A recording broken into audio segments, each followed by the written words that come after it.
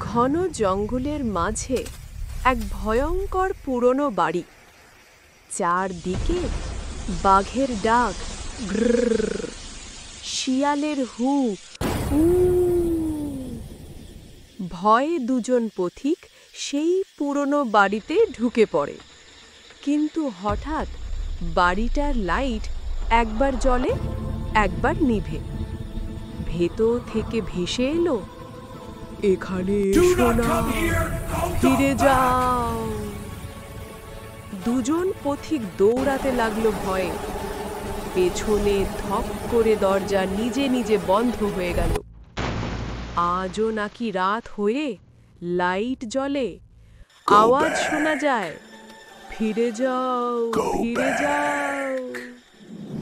যদি গল্পটা ভালো লাগে তবে লাইক ও সাবস্ক্রাইব করতে ভুলবে না যেন।